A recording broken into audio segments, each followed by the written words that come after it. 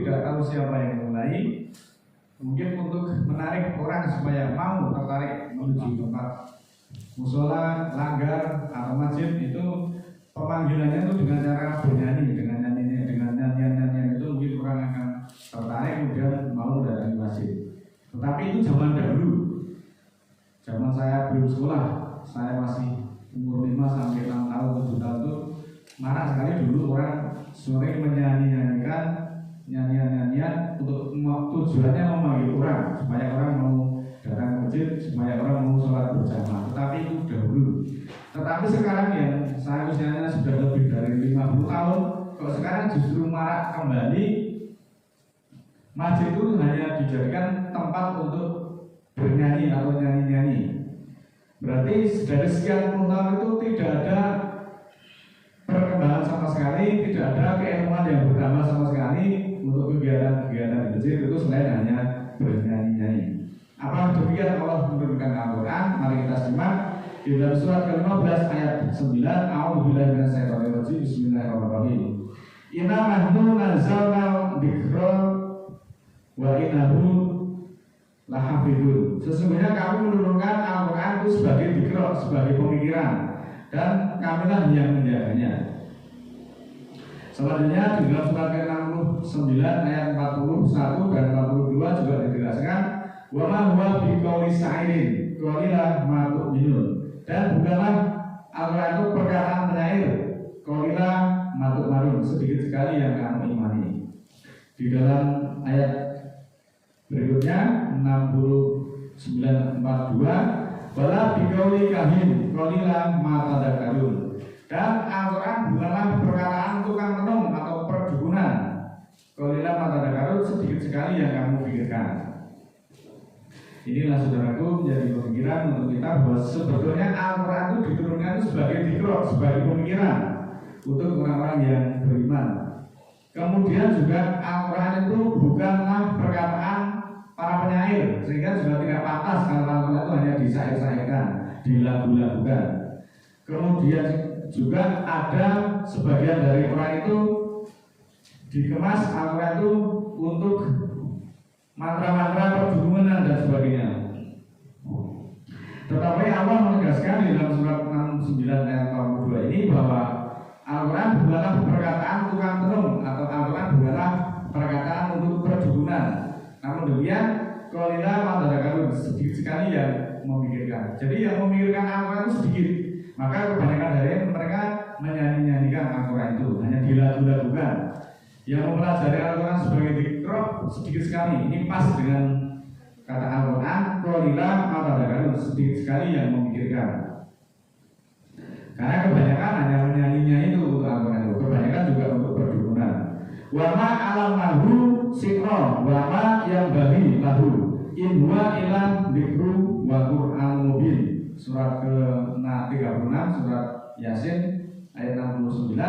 Dan tidaklah kami mengajarkan syair, dan tidaklah patut baginya bahwa dia Al-Quran itu adalah wahyu, kecuali untuk pemikiran dan Al-Quran yang nyata. Muslimin, muslimat yang dimuliakan Allah, pelajaran dari 3 ayat tersebut jelaslah bahwa Al-Quran itu bukanlah perkataan seorang penyair.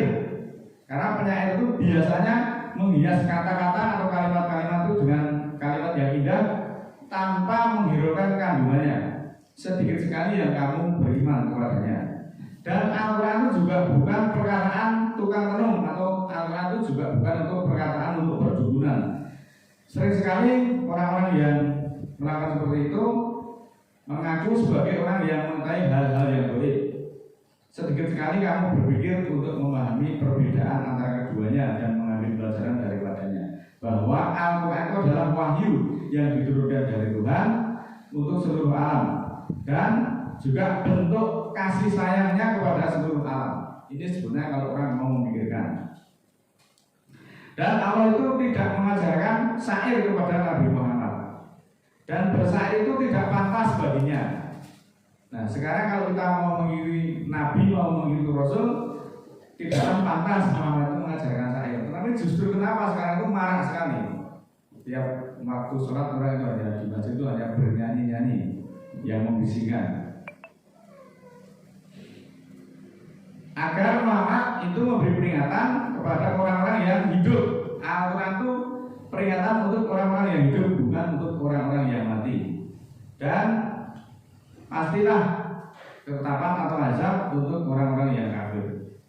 Isi syair itu biasanya berupa khayalan, khayalan dari si penyair dan imajinasi yang tinggi, sehingga merupakan banyak hal yang tidak sesuai dengan kenyataan yang ada. Sebagai contoh misalnya ingin memetik bintang, kemudian ingin menggapai matahari, itu bagaimana orang mau bisa memetik bintang dan menggapai matahari atau mengejar matahari? Itu kan syair-syairnya sangat tinggi sekali, tetapi ngoyo-ngoyo itu. Demikian juga orang yang mensyair-syairkan ayat.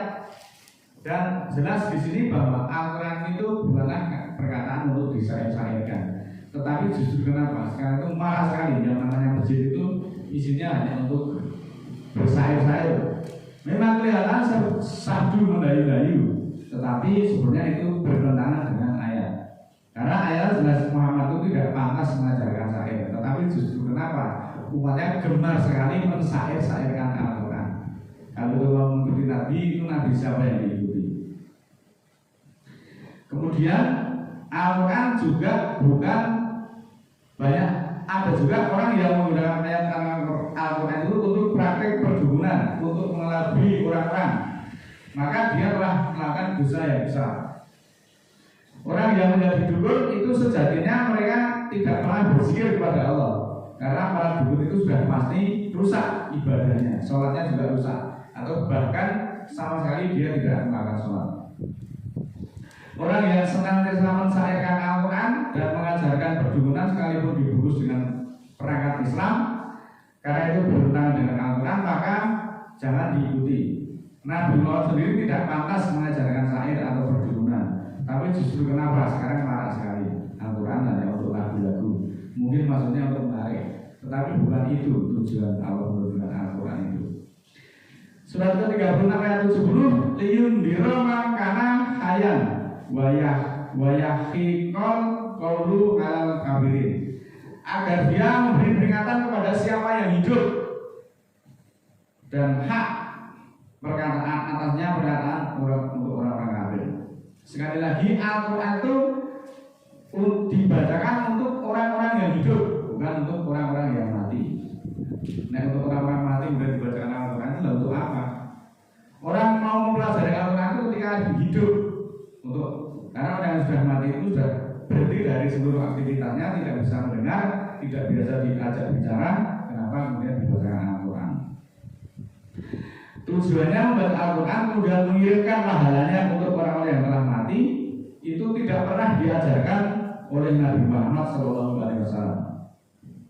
Sedangkan orang-orang yang telah mati awalnya telah putus, dia tidak mampu menambahi ataupun mengurangi amalannya. Perbuatan sebagian dari orang-orang di akhir zaman ini memang banyak sekali yang berlawanan dengan kondisi Al-Quran. Ketika orang masih hidup, mereka meninggalkan Al-Quran, enggan mengkaji, enggan sholat Jumat, enggan ngaji, enggan berjuang, bahkan mendengarkan nasihat Al-Quran dia nggak mau. Mereka justru lebih suka bernyanyi, lebih suka mendengarkan musik, menonton film dan hal-hal yang lain yang untuk akhirat itu tidak ada manfaatnya sama sekali. Sekali lagi saudaraku, marilah kita kaji dan kita dalami Al-Quran supaya kita tidak salah jalan. Oleh karena itu, dengan media ini mudah-mudahan menyadarkan untuk kita semuanya, berhentilah menyanyi-nyanyikan Al-Quran, melagu-lagukan Al-Quran, karena semuanya itu bertentangan dengan ayat. Ayat Al-Quran diturunkan itu untuk pelajaran, untuk petunjuk, bukan untuk dilagu-lagukan. A'udzubillahi minasyaitonirrajim. Bismillahirrahmanirrahim. Allahumma firli walil mu'minina wal mu'minat al-ahya'i minhum wal amwat innaka sami'un qaribun mujibud da'wat innaka 'ala kulli syai'in qadir. Rabbana la tu'akhidna in nasina aw akhtana, Rabbana wa la tahmil 'alaina isran kama hamaltahu 'alal ladzina min qablina. Rabbana wa la tuhammilna ma la taqata lana bihi wa'fu 'anna waghfir lana warhamna anta maulana fansurna 'alal qawmil kafirin. Rabbana fir lana dzunubana wa kafir 'anna sayyi'atina wa tawaffana ma'al abrar. Rabbana la tuzigh qulubana ba'da idh hadaytana wa hab lana min ladunka rahmah innaka antal wahhab. Rabbana ighfir lana wa li ikhwanina alladziina sabaquna bil iman wa la taj'al fi qulubina ghillan lil ladzina amanu. Rabbana rabbil izzati amma yasifun. Wassalamu ala mursalin walhamdulillahi rabbil alamin. Assalamualaikum warahmatullahi wabarakatuh.